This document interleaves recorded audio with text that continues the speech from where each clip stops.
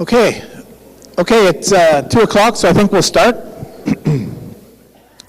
I'd like to welcome everybody here. I'd like to welcome everybody that's watching the live stream. I think most people had decided that they wanted to watch the live stream based on the attendance that we had last time and the attendance we've got today, but thank you all for coming out. I'd like to recognize the traditional territory of the Daniza, the Treaty 8 Nations, as well as the treaty that belongs to both our nations and the treaty rights that go with that.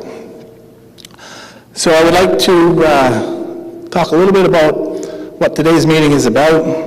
So I'm here to talk directly to you about what our plans are with respect to returning to the community. Allow you to ask some questions about that. Take any feedback that you might have back, because the plan is not finally set. So before we do any of that, I'd like Chief Charlene Gale to start us off in a good way. So Charlene, please. Thank you everyone for coming and everybody that's watching online. I know it's been a really challenging time and we're very exhausted, we're tired. And I just want to thank everyone for your patience and really coming and working together. I know that everybody wants to go home, but I just ask that, we be patient. I know there's many people working behind the scenes to ensure that we can return home with services in place and that it's safe for us to do so. I also just want to say thank you to everyone that did so much at home and continues to work hard to ensure that we can put the fires out. I know that a lot of that has been mitigated now, and all I can say is I just can ask you to continue working together, continue supporting each other. I think in the end we have a lot to learn from all of this, and there will be a time for us to really sit down and think about how we could have done things better. But I know everyone's just working hard, and I just ask that you be patient, and I think we all want the same thing, is just to be at home, in our homes and with our family. Thanks, Charlie. Thank you, Chief Gale. So we have a few guests with us today, and I think I'd like to start with the BC Wildfire Service. So Hugh Murdoch is here. He's the incident commander in Fort Nelson right now with the BC Wildfire Service. And Mark Theobald's here. He's our superintendent to talk about what's happening at the school district. He'll answer some questions. There's already been a couple of questions come in, so he'll get up and answer those. And if there are any other questions for the school district, he'll certainly take those. So Hugh gave us a great operations meeting update this morning, and I've asked him to give that same update to all of you so that you'll know what we'll know, and he'll give us as much of an update as he can that's releasable to the public. They've obviously got operational issues that they let us know about, but it's not public information. But Hugh will start us off with the conditions at the fire. Thanks, Hugh. Yeah, thanks, Rob.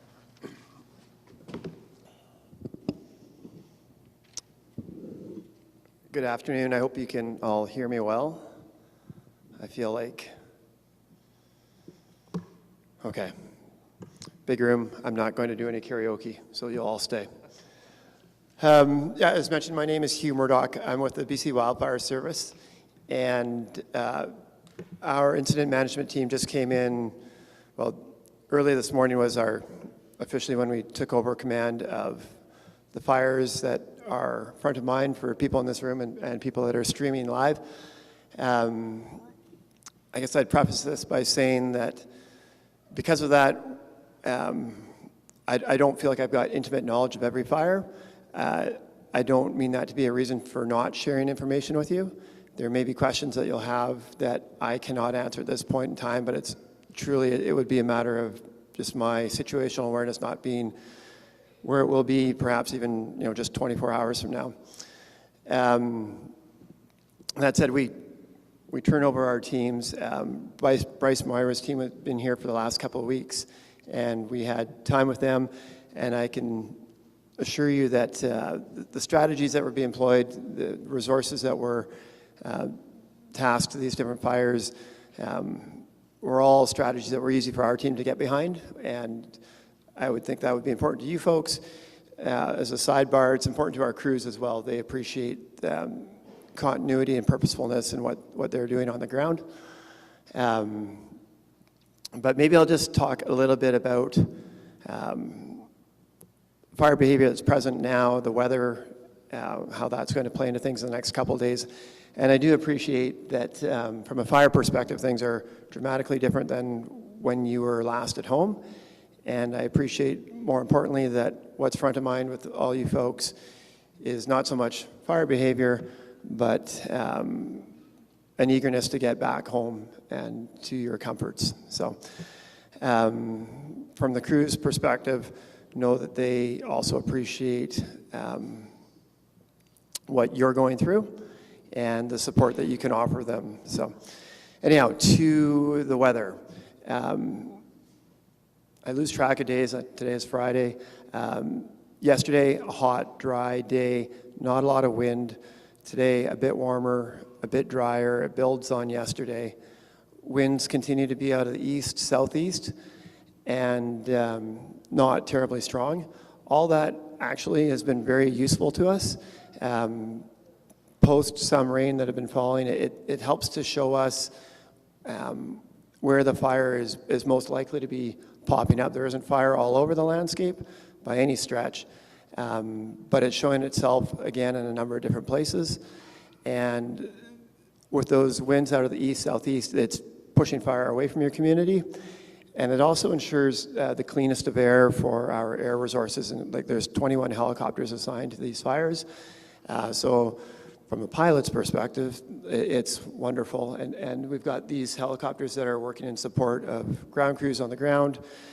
And we'll be flying drones and scanning just to ensure that we're concentrating the efforts of the ground crews in the appropriate places. And then there's still a number of different pieces of heavy equipment working, and that fleet of equipment will increase by a few pieces in the coming days as well. Their work is not so much in the immediacy of trying to capture the fire where it is. They're focused more on plans for should conditions get significantly different, with a recognition that there is still fire in numerous places across the landscape that could pose problems in the future. Like we are just getting into summer, the spring dip is upon us now, and it's an interesting time. Like the deciduous trees are flushing out, the evergreens are behind that. That coupled with the extreme drought that's been present for so long, and that the forest litter is far drier than we would anticipate normally at this time of year, but also below that surface layer.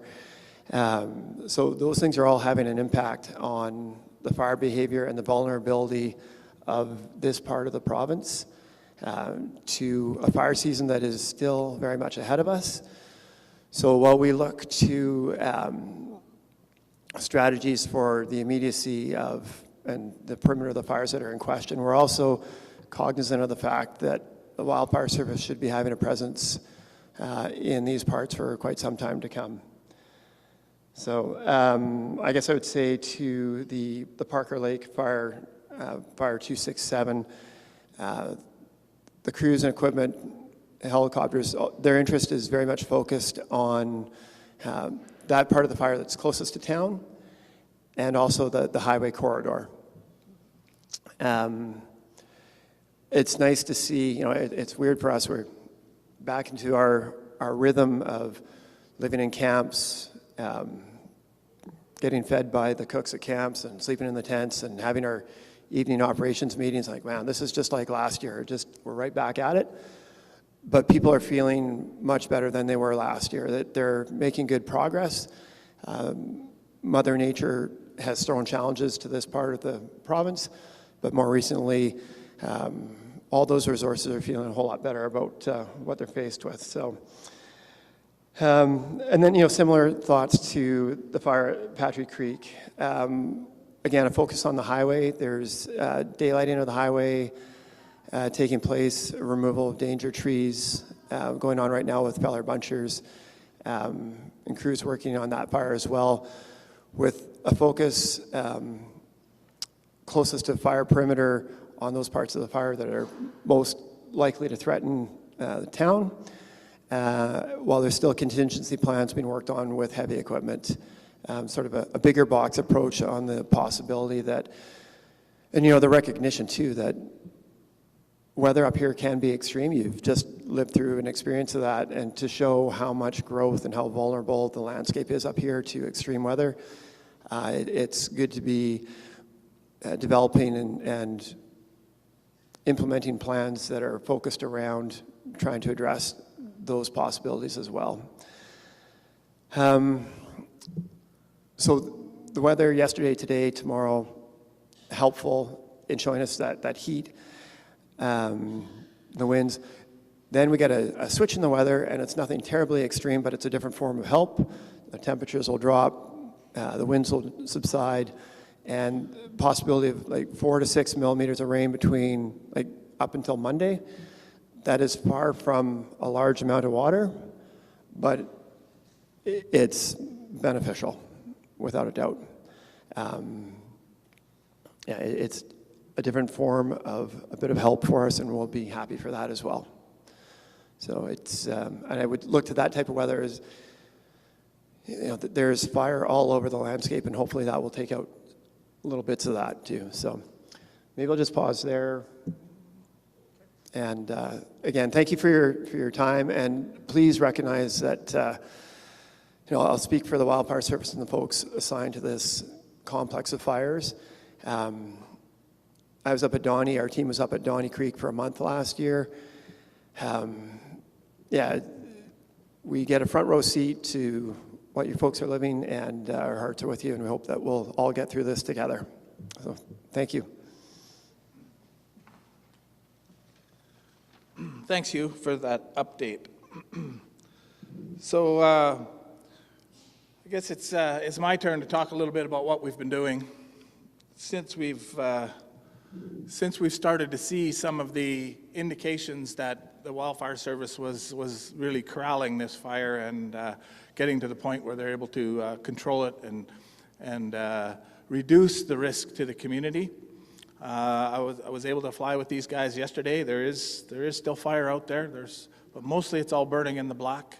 They've got all the crews they need to look after the edges of the fire, and they're looking after that fire to the north. We didn't fly that one, but getting up there, you can see up to the north, and there wasn't the huge plumes of fire that we were seeing there before. So knowing that some of these things were starting to happen, we started to anticipate, our return to the community plan and started acting on some of the phases already. So I've given a little bit of update in some of my Facebook Live, but some of you won't have Facebook, and that's, I'm really doing that on the fly, and so I forgot a lot of things, but I've got some better notes here today, and I'll do my best to identify the different things that we're doing.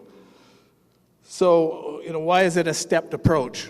Although there's no imminent risk from wildfire, there are still a lot of other safety concerns that we need to be looking at.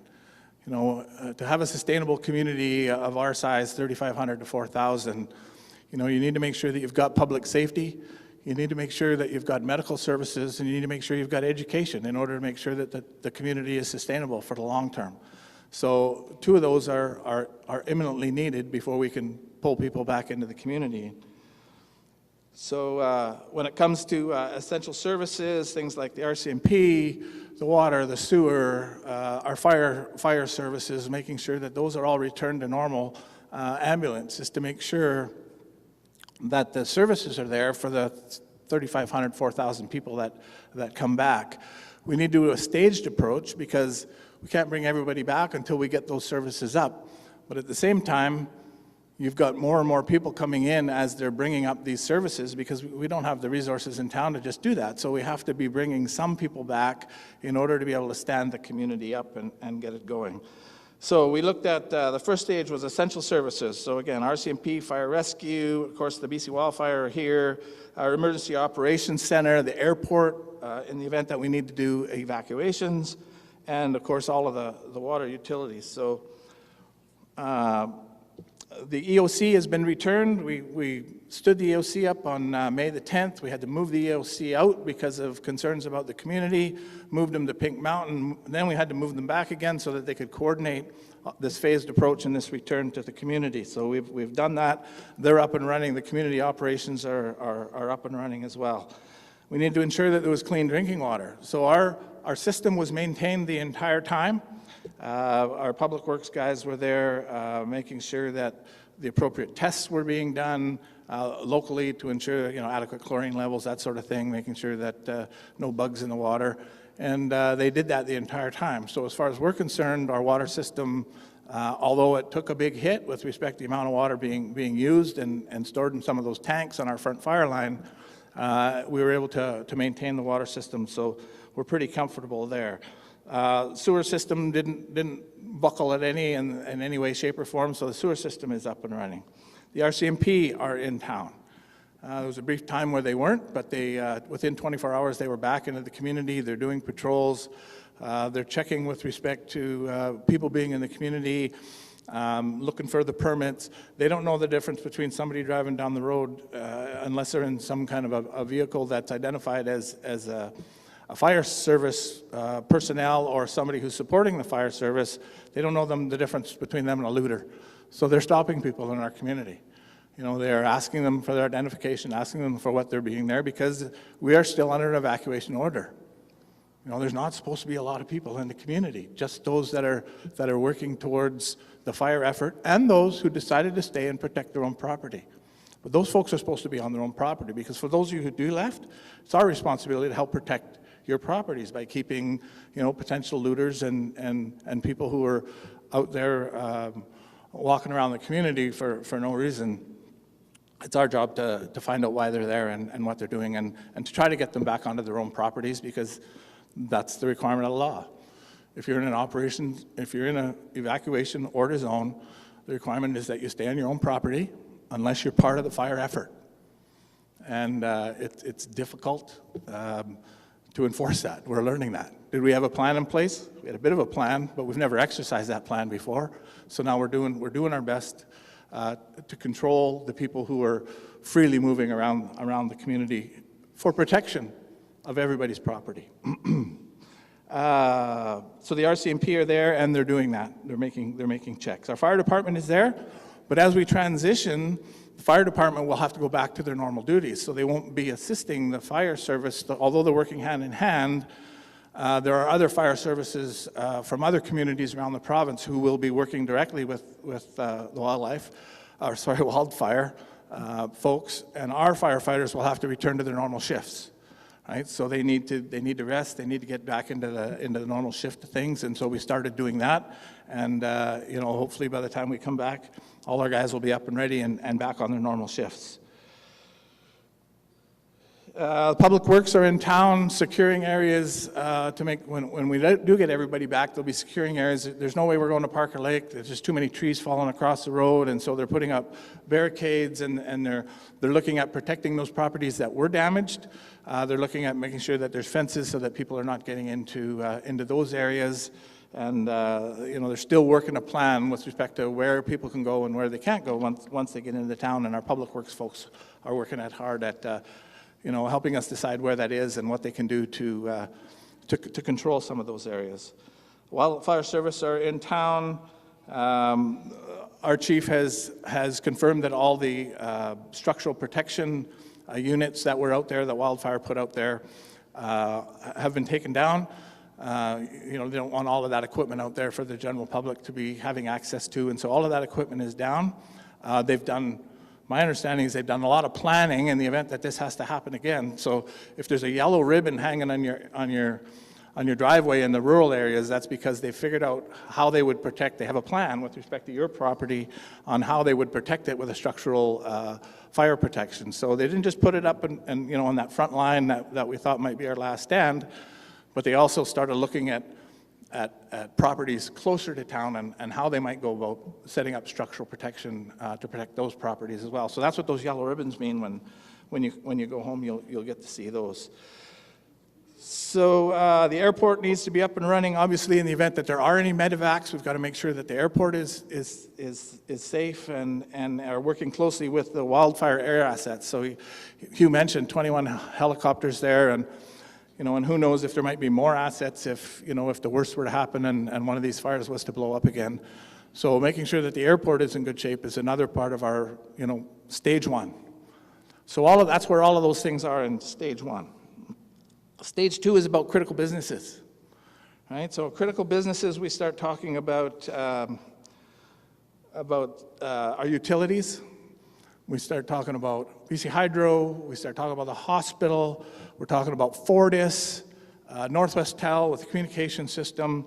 They all have been in the community and are working really hard. Power is up and running all the way out to 312, except for those properties that were damaged by the fire. Those are still not serviced with electricity yet, and we'll be working to do that. Hydro's working at right now, getting us a list of properties where the power was actually out, so that we can start phoning those residents and letting them know that the power was out. But if you've got a digital clock and it's blinking away, chances are the power was out in your particular home. And that becomes important when it comes to, what's in your fridge, what's in your freezers, anything that might have happened there. Maybe your clock was blinking before you left. But just know that, the power was out, particularly from the Radar Road intersection with the Old Alaska Highway out to 312.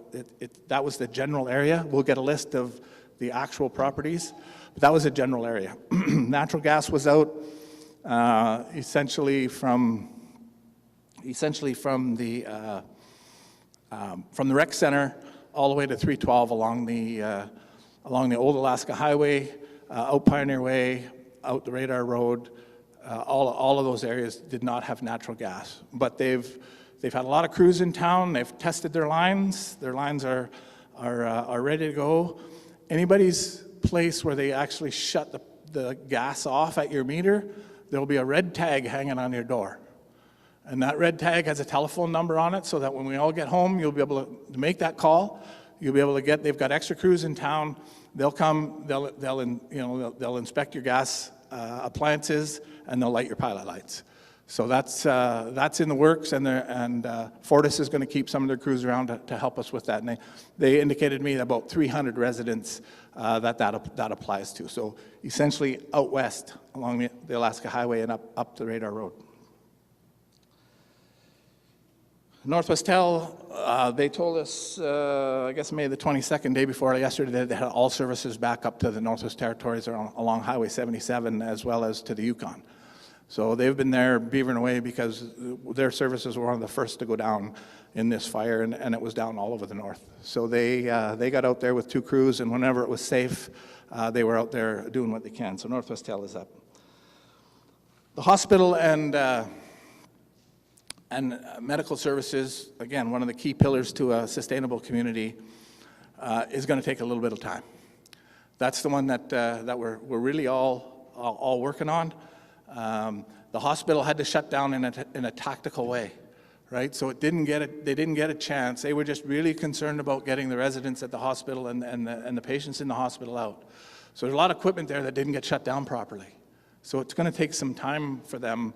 So you can imagine anything that they're doing that might have had blood in it or whatever potentially crystallizes over the time that we've been away, and that's all got to be dealt with by their technicians. And these technicians are not just standing around waiting for something to do.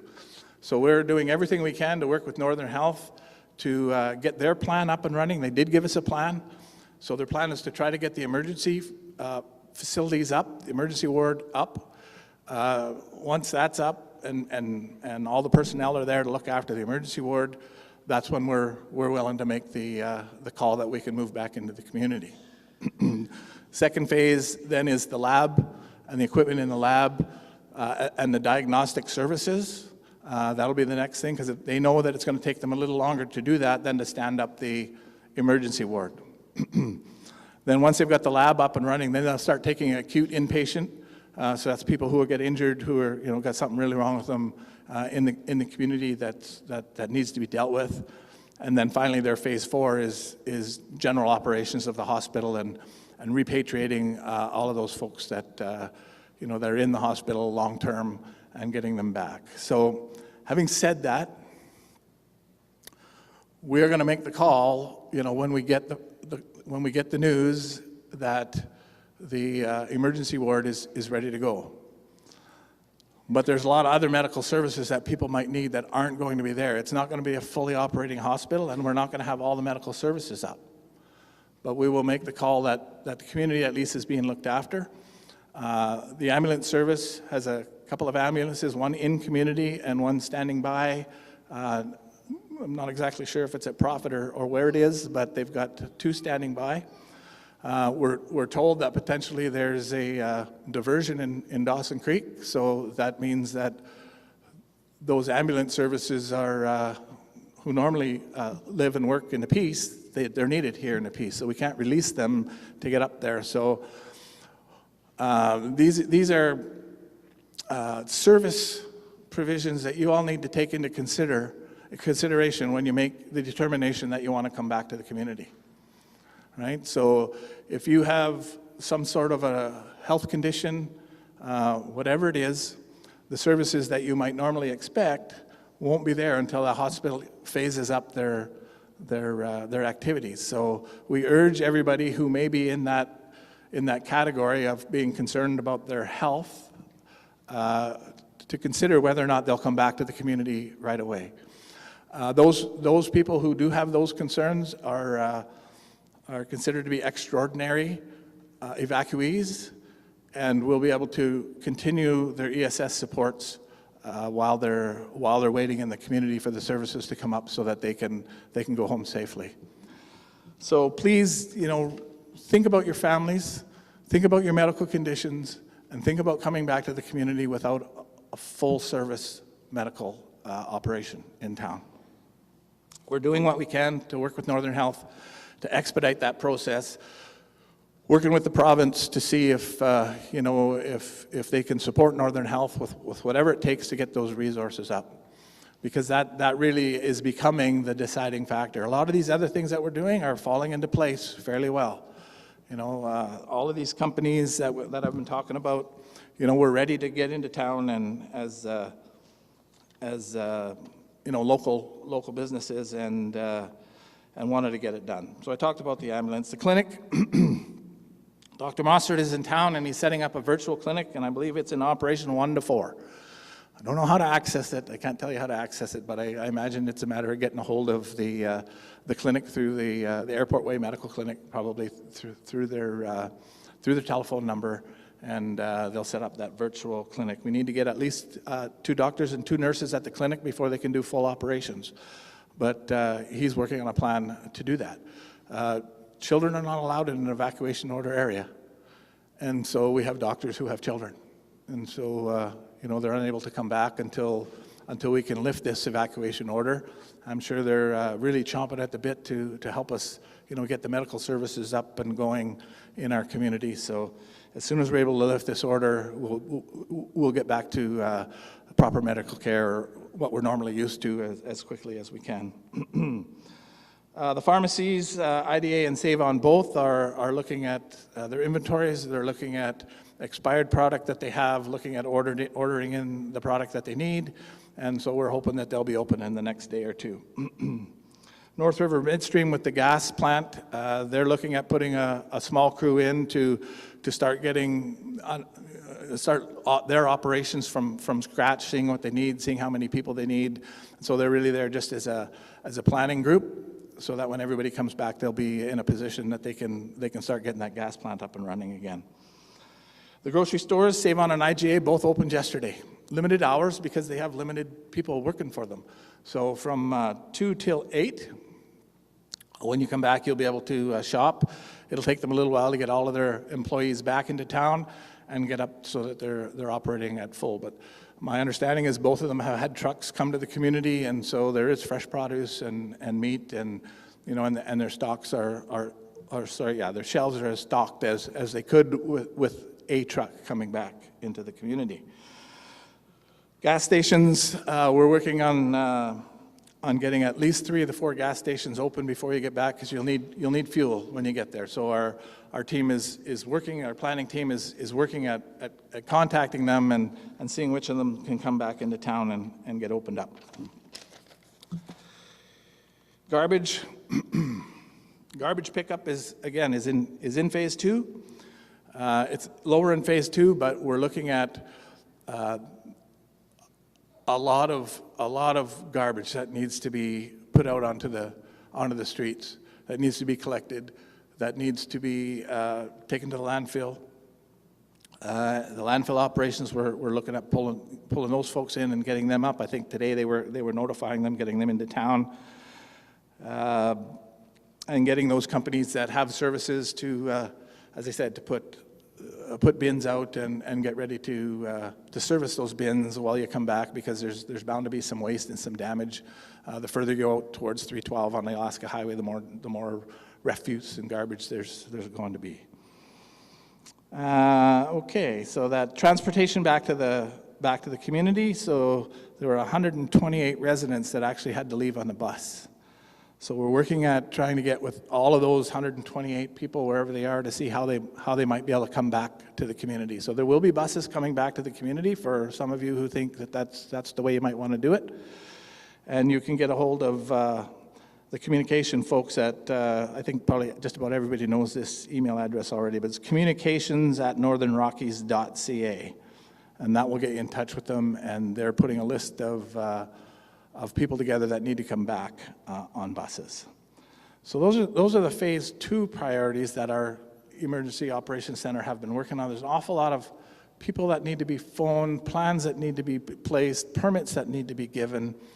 You know, I think they told me there were just over 1,000 permits that have been given, because every individual needs to have a permit. It's not a permit for a vehicle. It's each person that comes back into the community. And why is that? Because we're still in an evacuation order state. Every person that we allow back into the community under some kind of a permit system, we're responsible for them if the worst were to happen and the fire was to change and create a bigger hazard into the community. We need to know where those people are, what they're doing, so that we can move them out of the community again. So, we're talking about the people who are there, the firefighters that were already there, and the support workers that were working with the firefighters, and 1,000 people to help us stand up the community. That's a lot of people to have in an area where there is no medical assistance. We're hanging out there, and that's why we've been so selective and so restrictive with respect to how many people can come back into the community and why. There's got to be a reason for why they're in the community with respect to bringing the community up or working on the wildfire and preventing the fires from coming into the community more. So that's why we've been restrictive. There's only so many RCMP officers in town to help deal with vehicles that are in town that don't look like, or they haven't stopped already, don't have a permit. And remember, there are a lot of people in the community not supposed to be moving around, but they're there, that won't have a permit because they never did leave. And so, they'll be talking to them and asking them to go back to their properties, asking them to get a permit if they're there for the right reasons, asking their employer to get a permit for them. All of those things can happen.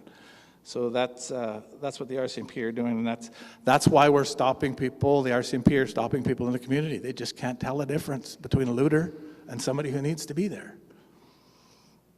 All right. Phase 3 priorities is what they were working on when I left this morning. These are their support businesses. So all our service supply companies, Northern Metallic, Napa, those types of businesses that need to be there to aid in the effort when equipment is breaking down, and we're going to try to get those folks up and running. The schools are being notified, the veterinary services, daycare services, all these people, post office, they're all being notified that we're close, that we're very close. And so those support businesses need to be there for you when you get back, so that if you need anything after the 12 days that we've been away, maybe 14 days that we've been away, there'll be some things that you need to pick up. So we're trying to get all those support businesses up and running. And the rangers, seniors care, talked about veterinarian and our support staff. And then finally, stage 4 is those restaurants restaurants and hotels that really don't need to be running when you get there, but that want to be running as quickly as possible. So we're not allowing them to bring their full staff, but 1 or 2, so that they can look at what their stock is, can they order, what sort of cleaning procedures do they need to put in place, so that they're in a position to be able to open as quickly as possible after everybody comes back. We have to make sure that we're not creating any kind of a competitive edge for any of them, which is a whole story into itself, and which ones get to come back first and which ones don't. So it's a difficult thing, doing something we've never done before in a very short period of time. So I hope that you'll have some patience with us as we continue through those 4 phases. All of us are working extremely hard to get you back to our community before you have to renew your ESS services. That's Tuesday. I can't tell you whether it's going to be Sunday or Monday. Really, there's just too many agencies out there who have some measure of control with respect to bringing up their own facilities that we're being advised are necessary before people come back to the community. Are there people out there who can look after themselves, fully self-sufficient, taking the risk with respect to whether there's, yes, you are. But we have to, yes, there are. We have to take into consideration the entire community. We have to take into consideration everybody that might not be able to take care of themselves before we can open that highway. So that's where we are. Again, I'm hoping that you'll be patient with us as we do it, but we are close. We are very close to the point that we're able to turn some of our efforts away from our own plans and start lobbying so that other agencies can get the resources from the province that they need. So we are very close. What can you expect when we come home? Things look different. When you drive out 308, 312, when we do open up, going back down to Parker Lake, the recreation area is gone. It's black. The trees are black. Fires jumped the highway in a few places. So, you know, it's not going to be that recreational area. It still will be a recreational area. It just won't look as nice as it was before, right? The fire has burned all around Parker Lake. It's burned all along the highway, the new highway, from essentially 308 all the way to the big corner at 302. So the landscape is different. You're going to see places where fire breaks were put in. So you're going to see, new lines that have been cut. You're going to see where there was trees, those trees are gone. Along the back of the RCMP subdivision, there was a fire break put in there. There used to be trees right up to those fences. Those are gone. So you'll see that there are differences. You'll see that our local contractors did an awful lot of work under the direction of the Wildfire folks to stop that fire from coming into town. So I think it's a low price to pay for what happened here. So you can expect that when you go there. You can expect that you're going to have to do some cleanup of your own properties, your own houses. You're going to have spoiled food. There is no program for the replacement of refrigerators or freezers. So you may have to put in an insurance claim if you've got insurance in order to look after that. So don't think that you're going to be able to, say, well, I'm worried that my fridge is, you're going to have to make a really good decision with respect to what's in your fridge and whether or not you think you can clean it out before you make a decision to throw it away. I mean, there are some that will be obvious. They haven't had power for quite some time. It'll be obvious. But others of you, will need to make a decision about your own fridge and freezer and whether or not that's something you want to, if you feel that it's unsafe, then you probably should put it out to the curb.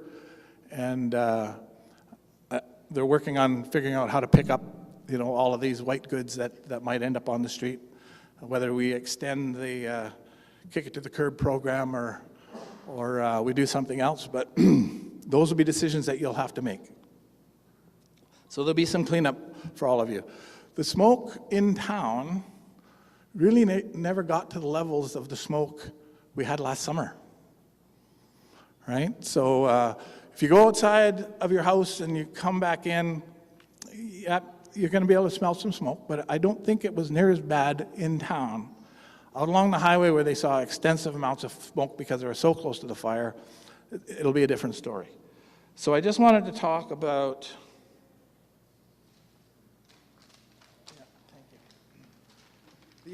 these brochures, and there's copies of them at the back, and it was posted by, these were posted by our communications department. Mine are quite tattered because there's a lot of really useful information here, and I've been using them since I got them. People ask me questions, and I go to this. It talks about the things you should be looking for at home, the things that you should be considering cleaning at home, you know, what to expect when you get home. So please pick up, you know, one of each of these. This one, Re-Enter the Community, is really good, a lot of really good information in it.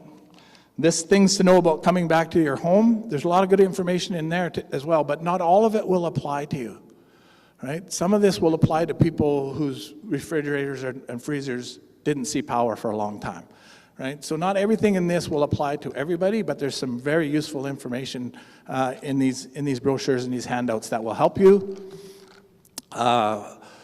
with respect to what you need to do in your own community. So if you've got it online, that's great. If you don't, we've got copies at the back. And again, you can go to communications at northernrockies.ca, and they'll point you in the right direction. These are probably on our website. They're probably on our Facebook page. So this information is there electronically, and for those in the room, you can do that. I guess maybe one of the last things I'll say is that we're actively setting up a resiliency center. So this is a center at the rec center where evacuees can come back, and if they're having troubles or they're having questions, anxiety, there will be professionals there to either help you or get you into the areas where you need the help that you might need. So the resiliency center is being stood up. It's one of the things, we've got a particular group of staff that are working on that to ensure that it's ready and in place when you all come back. So if you need some help, you can go down there and get some help.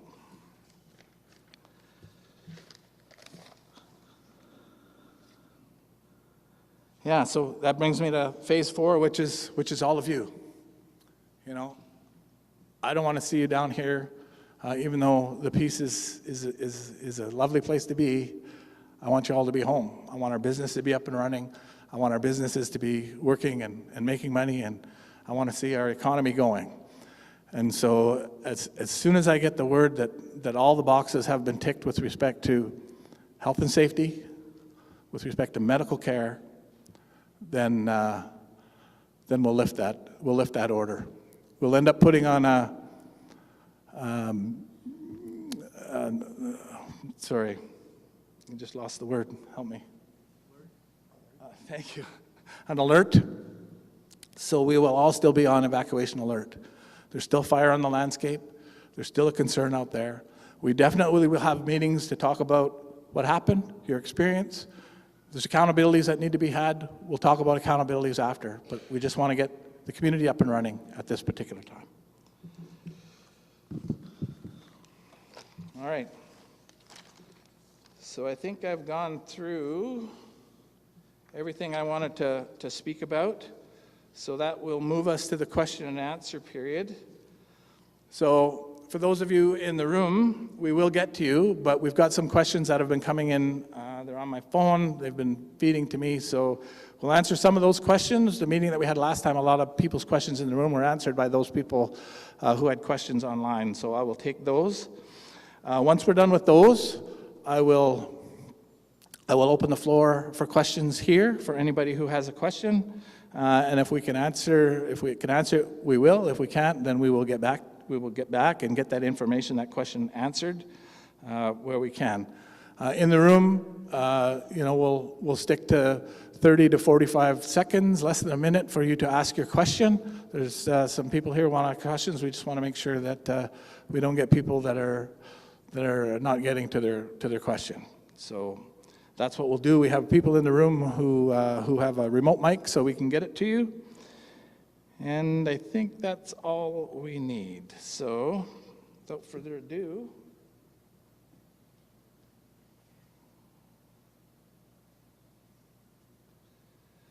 So the first question I have from the folks online is, are we rushing to re-enter?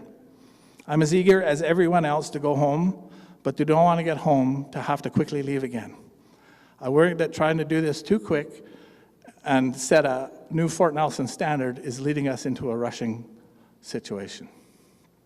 So I think I've explained that, we're really doing everything we can.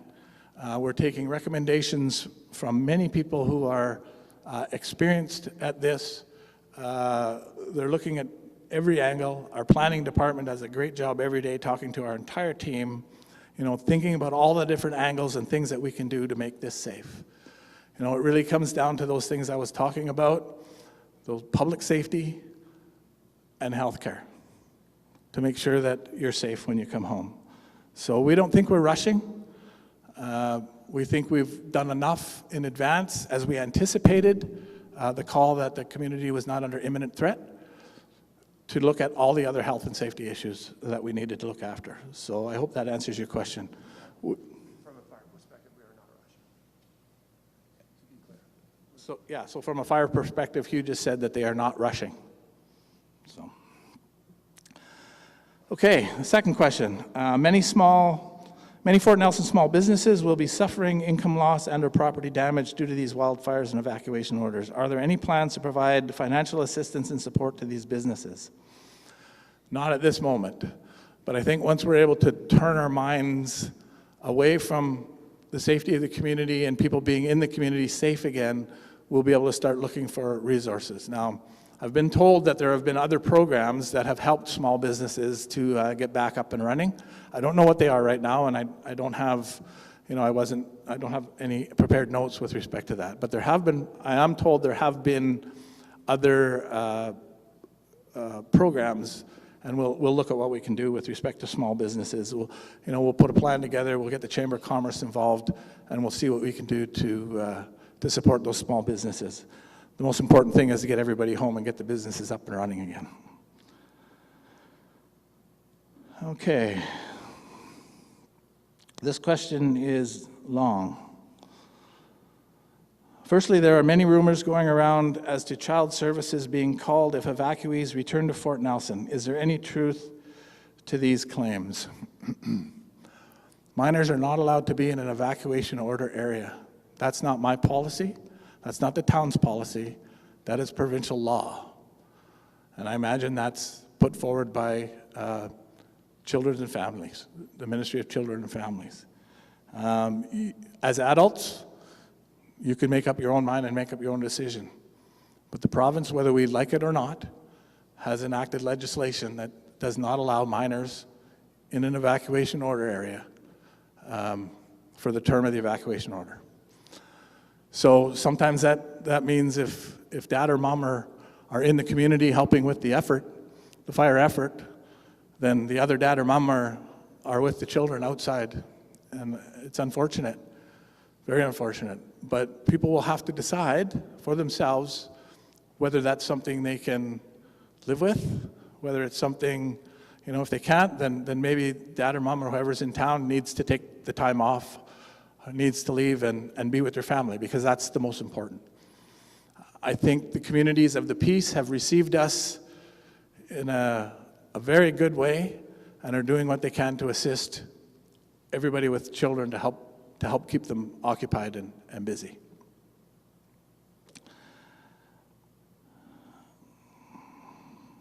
Are the residents who are fully prepared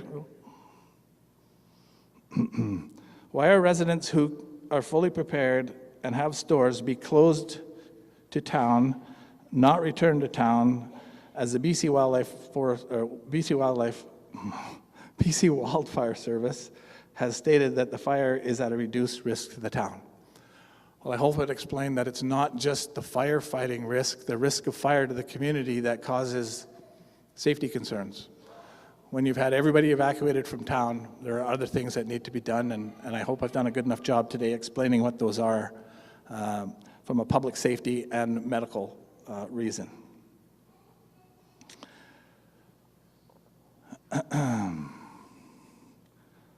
Please advise to what the NRM is doing by keeping residents out that don't need town services until they are fully operational. We can't pick and choose who's ready and who's not ready, right? We've got to look at the entire community. If we had to evaluate every single family to determine whether or not they were ready or not ready, it would take us months to get people back into the community.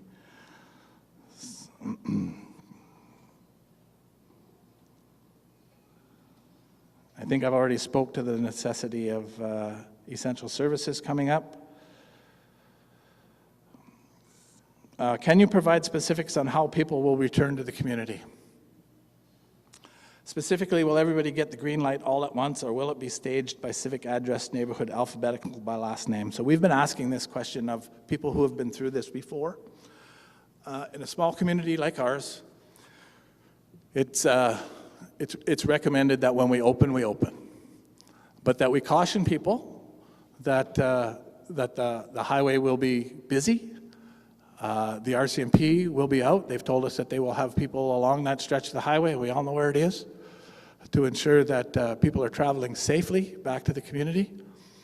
We urge some of you, if you can and you're comfortable, make the decision to stay an extra day so that we don't have that huge rush back into the community. But right now, I think our planning department and all of our EOC, the discussions that I've been having with respect to that is that when we open it, we will open it. So I've also heard, just when I got here, that somebody is out there saying that the community is free to go, that the road is open, that it's okay to come back to the community. The answer to that is absolutely not. And what happens if you start getting stuck at the roadblock? And if we've got to put more RCMP there, we'll do it for the reasons that I've outlined already. So that we cannot have a community full of people when there's no medical services there. We just cannot. People have said, well, hey, the folks up at Toad don't, but the folks up at Toad do. They rely on Fort Nelson. And Fort Nelson is not ready. So for those of you who think you can just go out there, if we don't make this call till Monday, or if, something happens that the hospital is not able to come up again, God forbid, later, you're going to be sitting at that roadblock for a long time. And so the lineup starts to line up. So you can imagine all these cars. So the people who do get permits, who have a necessary reason to come back to the community, don't know if they should drive out in the opposing lane and get up to the front or not because there's so many vehicles at the roadblock. So we just ask people to think, help us. We're a resilient community. We're a community that prides itself on common sense. Think about what your actions will do, because there will be no children coming into the community, and nobody will be coming back into the community until we lift the order. It's just that simple.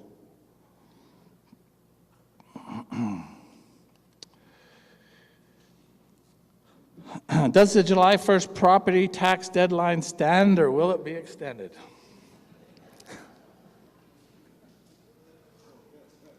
Out of the side of my cheek, I'm going to say we're a municipality. Taxes are taxes. I really can't answer that question. I know that tax notices are still being prepared. They're being prepared. And that's certainly something, that as a government, once we're back, once we're up and running again, it's something that our council and our staff will have to consider. Remember that we often just collect taxes for other government agencies. All the taxes that you pay don't come to, they come to us, but we just turn around and send them back to the province. So we're not the only ones in control of the taxes and the deadlines around taxes and when they have to be paid. But, it's a discussion that we can have with all those agencies, no doubt about it.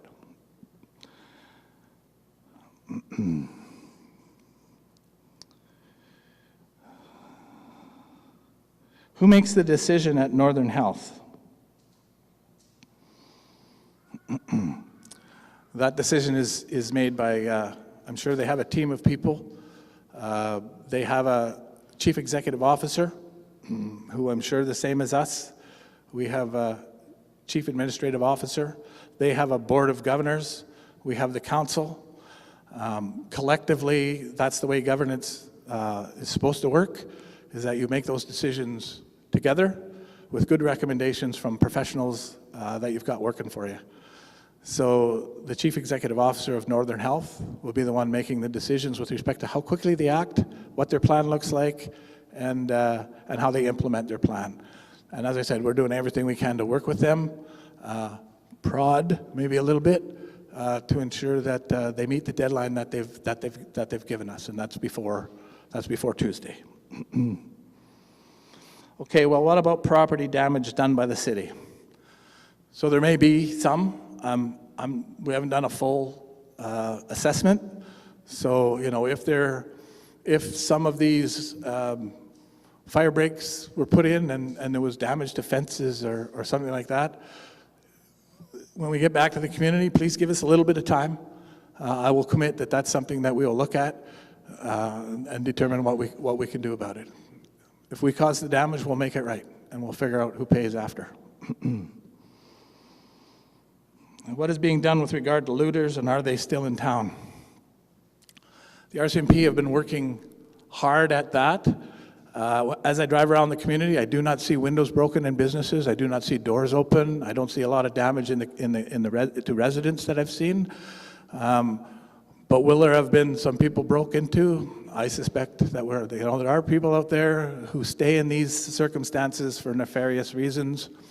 I know the RCMP have caught some. I know the RCMP has returned some goods, I guess, that have been stolen. So they are actively out there working. They're expecting that there will be a call when folks get home and they start to see that there's maybe been some minor damage or their doors open. Not all of that is necessarily by looters. There may have been somebody for some reason from the fire department who felt there was a concern with a particular property. Maybe there was somebody there that needed help. A door may have been opened, and they might have done what they could to see what was going on there. So it's not always looters. We won't know the full extent or scope of that until you all get home, which we hope is soon. But the RCMP are out there actively working day and night.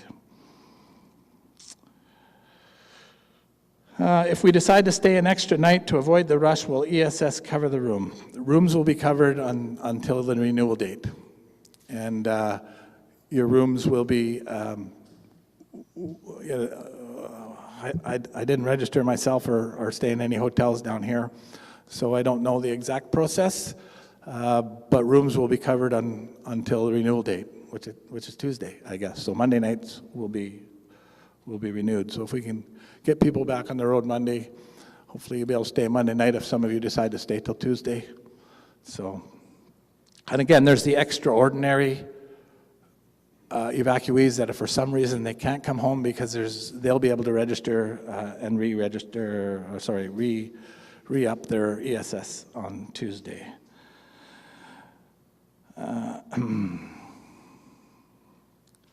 Can the southbound lane of the Alaska Highway be closed so both lanes are open to Fort Nelson bound vehicles? I don't know. I don't know if that's a good idea or not. I'll put it to the highways, but there are still people traveling both directions, so I just can't imagine that we open both lanes to northbound traffic. But that's just my opinion.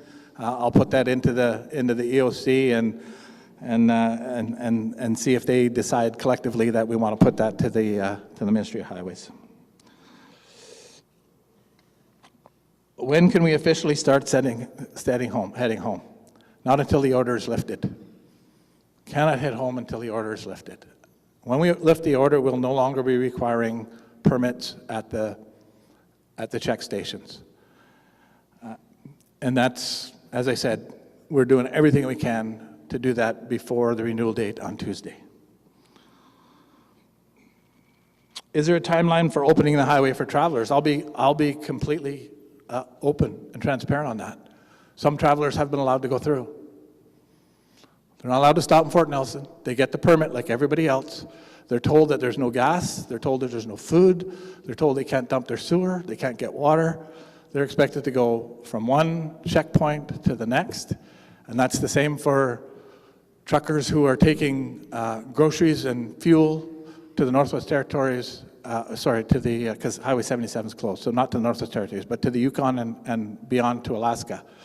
So when the Wildfire Service has told us that the highway is safe, because sometimes they were on the highway with the crews, sometimes the fire was on the highway, if they were told that it was safe and people were being held at the checkpoint that had permits to travel through, then we let them travel through.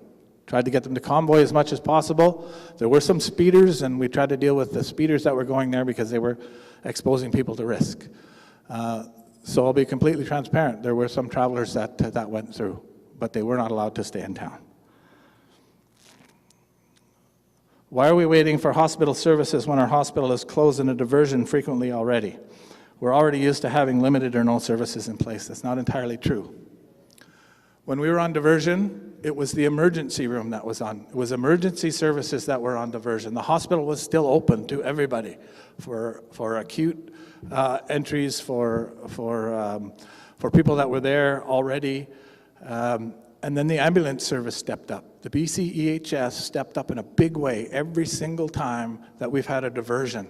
So we had increased people, paramedics in the community, paramedics that could do triage, paramedics that could get the appropriate services to determine whether or not an injured person needed to travel on the road or whether an injured person had to be flown out of the community. So this is not entirely accurate that because we were in diversion, the hospital was closed. So we still had medical services there in the community, although the emergency ward was not open. Doctors were still there. You know, if a doctor got called by a paramedic, I think they were prepared to do what they could. But, you know, those are issues that we still have with Northern Health. We're still trying to work through with Northern Health, as well as emergency health services, to reduce the number of emergency room closures that require diversion, and to make sure that when that happens, it's an emergency, it's a system emergency, and it's all hands on deck to make sure that everybody can do the job that they need to be able to do because we are so isolated and because we are so rural. Those are all the questions that I'm going to take online. Are there any questions in the room? Sean, please.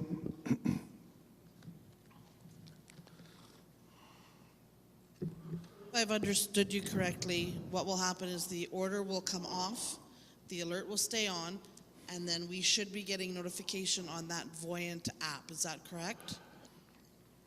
I'm not sure how the Voyant app makes sense that it would go out on the Voyant app. I'm not sure of for sure it'll go on our webpage. It'll go it'll go on Facebook. Makes sense that it would go on Voyant, but that's a provincial thing. So I want to say yes, but I don't know for sure that it'll go on there. But we're definitely going to be getting the word out. Certainly, I'm going to go live. If anybody's been following that, and make the announcement that it's okay, and the word will spread from there. I do ask only because a lot of us expected the evacuation order to come out on the Voyant app, and a lot of us read it on Facebook first, not on the municipality's webpage. So there was a little bit of confusion in the onset of that. Yeah, and I'm not sure how that whole Voyant system works, right? But I think it probably takes a little bit of time, and when you do a tactical evacuation like we did, you just try to get the word out as fast as you can. Councillors are talking to their neighbors are talking to neighbors, and I did hear that the Voyant alert came out when people were already traveling down the road. So that's a learning for us, and that's something we can certainly feed into that system to make sure that it works better moving forward. Another question? And there's one over here too. Hi, everyone. First of all, I'd like to thank everyone's work on behalf of... Can you put your mouth a little bit closer, please? I can't hear you. Hi, everyone. I'd like to thank everyone for everyone's work and commitment to this. I'm representing my family who are in that special order of palliative care. So the extension of the ESS is, of course, of interest. And I wanted to know if someone was here to elaborate on that process, perhaps give detail on how we go about doing that on Tuesday. Yeah, there is nobody here from ESS. So I would say, if you're advocating on that family's behalf, go to the center, sit and talk to them about that. I was informed just in the last couple of days, and I was looking for what a definition of extraordinary means, and I didn't get that before today's meeting, but certainly the folks at ESS will know that. I'm just going to stop talking for a sec, and I'm just going to ask Mark to come up. I know he has a couple of questions that were online, and if he can come up, maybe speak to a little bit of the school district stuff, then I'll get a drink, and then I'll stand back up and answer any more questions that I can.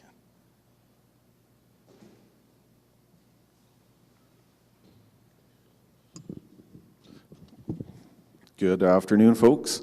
And I'm going to start by saying a thank you, and that's just a thank you to my staff, and in particularly our administrative team, but also teachers and other staff members that I know have been working really hard to check in with each other, check in with families, and get some supports out there to our families while we've been evacuated. I really appreciate all the work that they are doing.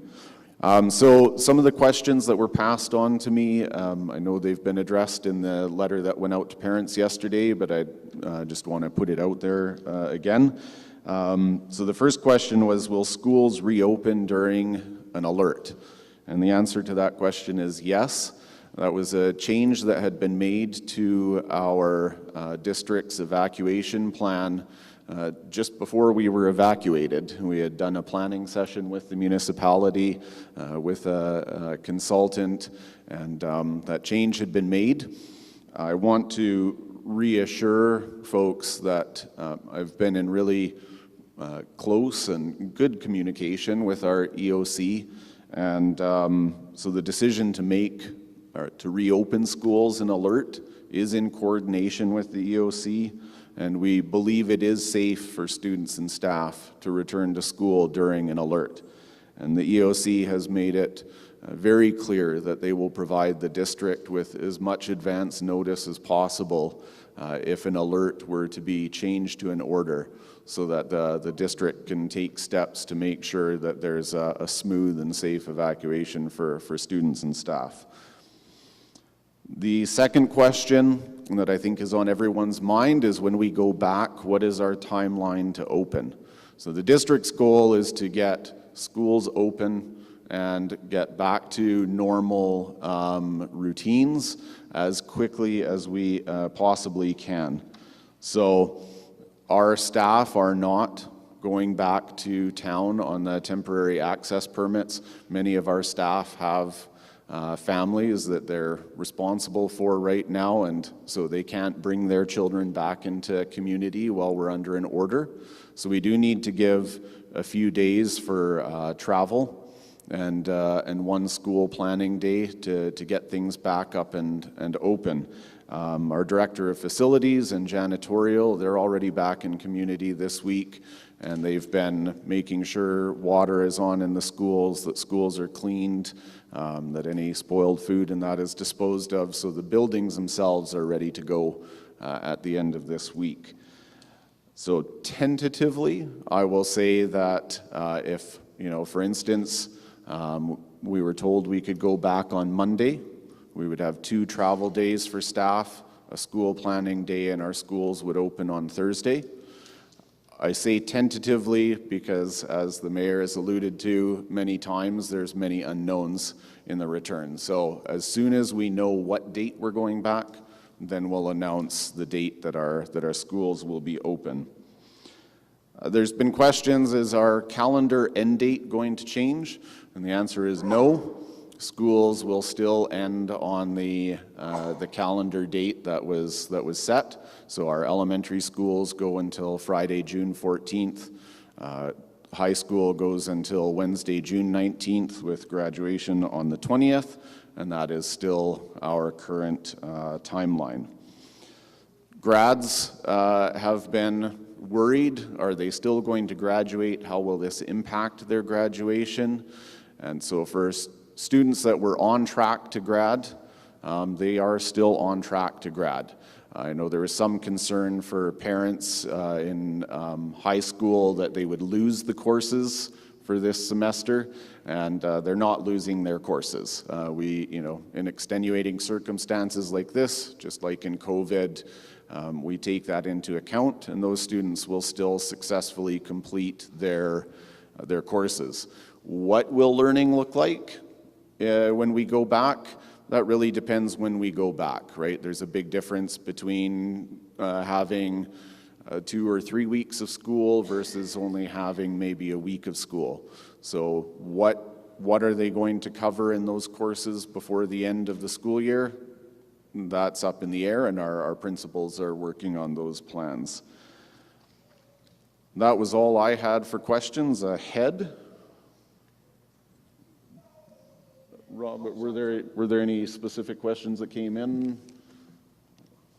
Let me check my phone, which is just about dead.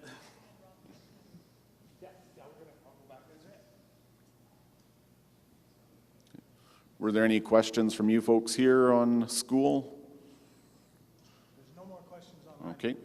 All right. So do keep an eye on our Facebook page as well as on email. Any communication to parents is being posted on Facebook, being posted on or being sent out by email. We're notifying by text message when those postings go up, so keep an eye on that. But if you have specific questions, don't hesitate to reach out to your school principal as well. Thank you.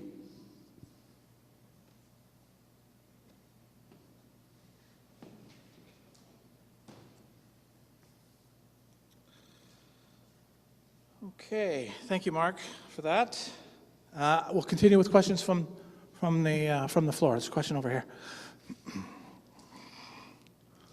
Just want to say Just got to talk close. Just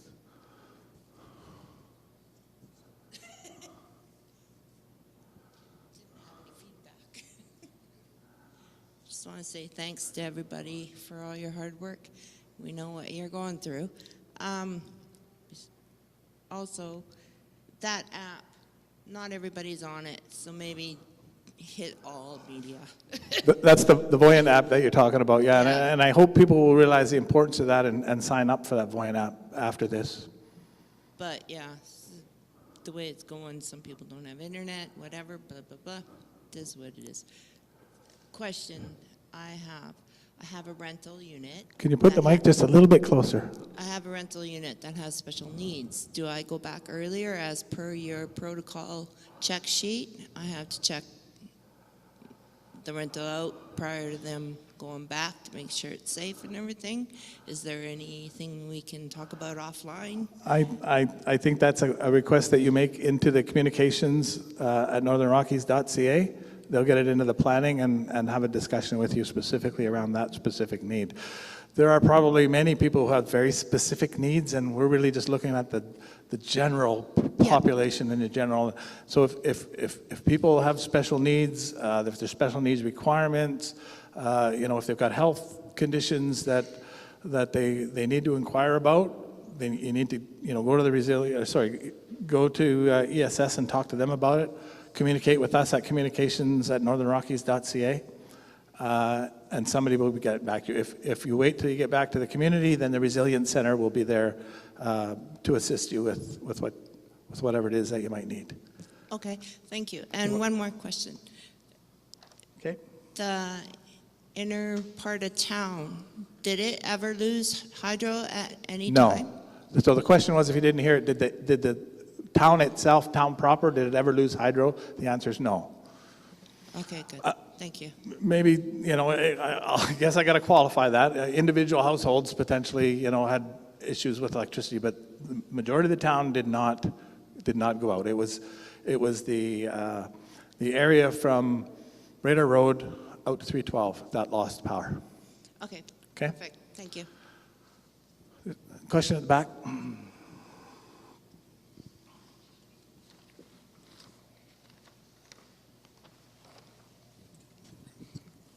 Hey, Rob, maybe you could comment on our power line coming over from Rainbow Lake. I haven't heard anything about that and the status on that. And also the gas plant being shut in, as we heard.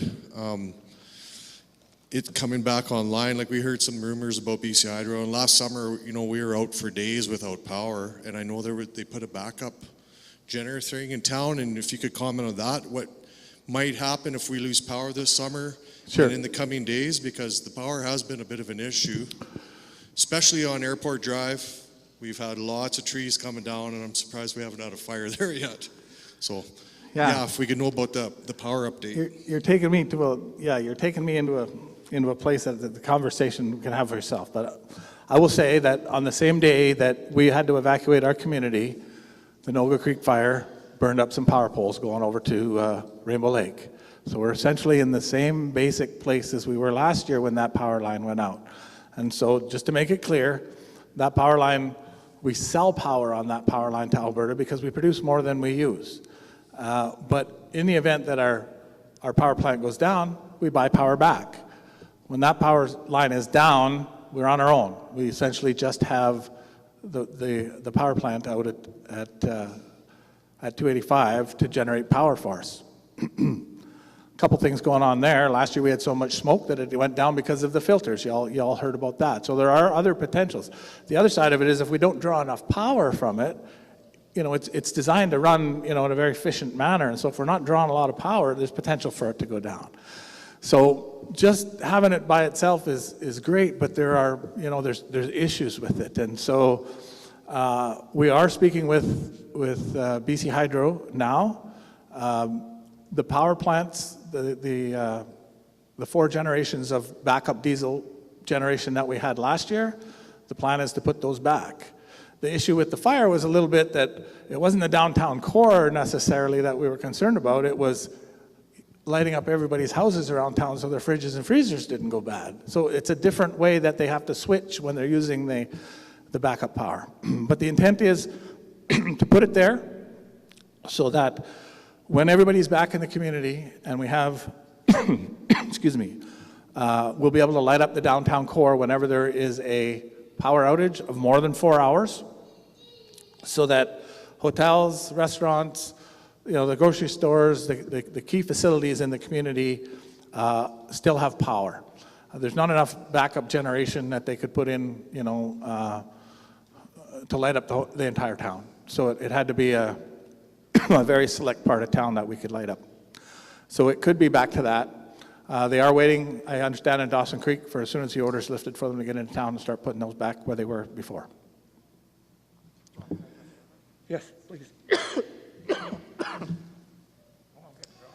I'll just quickly jump in with the wildfire perspective on a fire that I know is fire G90228. I think it's the one in question. We're working with Hydro. They have a heavy lift helicopter and are amassing new poles and all the resources required. And they're working with our aviation team as well. We had some personnel out yesterday and today.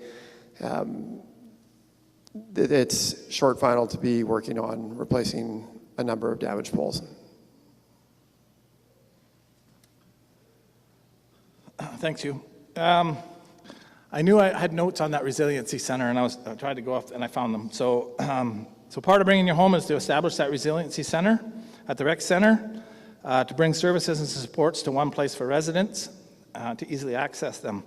Service Canada for EI support and document replacement, Literacy Society for literacy and computer support, Information and General Sources, Canadian Red Cross, insurance representatives will be in there, counseling for emotionally and spiritual support, and culturally appropriate support will all be in that resiliency center. That's what we've identified now. I'm sure we'll continue to identify more as we move forward.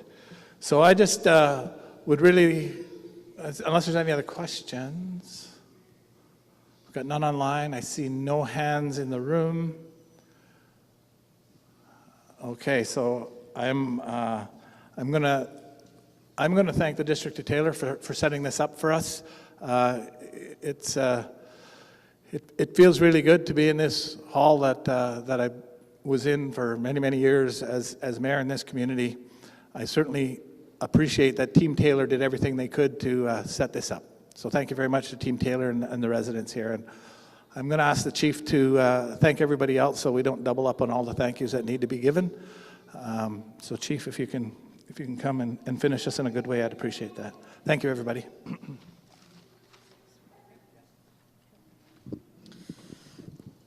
So thank you everyone again for coming in person, and also everyone online. Seeing there was about 400 or more people that signed on, so thank you for being here for the update. I just have to say I can't thank the host communities enough for everything they have done for us, planning many of the activities, all the people that have provided different donations, whether that was a meal or a nice place to just visit and be together. Big shout out to the City of Fort St. John, the District of Chetwynd, the District of Hudson Hope, and the City of Prince George and Dawson Creek. And I also would just like to thank all the emergency services, the wildfire crews, our emergency operation resources, and anyone I may have missed. I know there's many people behind the scenes that are really working hard for us to get home. And I know within our own community and within our own discussions that we're having, that we're looking at doing something that we all can be together in June, you know, and in celebration of Wellness Days. I just look forward to being home in our community. I know it's been really stressful and a really challenging time. A lot of us are cooped up and, you know, we haven't had to live this way before. And we just want to be back in our surroundings and with our families in our community. So with that, I just raise my hands up to you guys to continue supporting each other, and let's work in unity. So, Mussy. Thank you, everybody.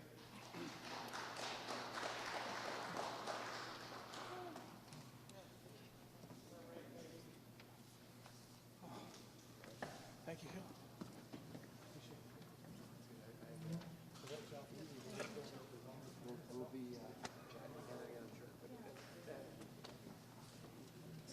Thanks, Mark. Thank you. Appreciate it.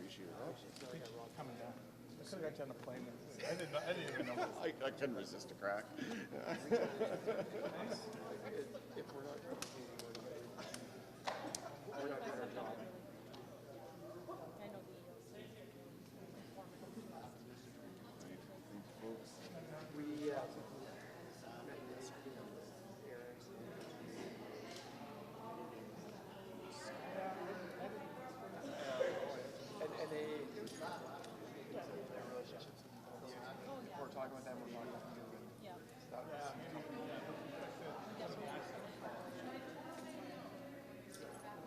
But that said, there's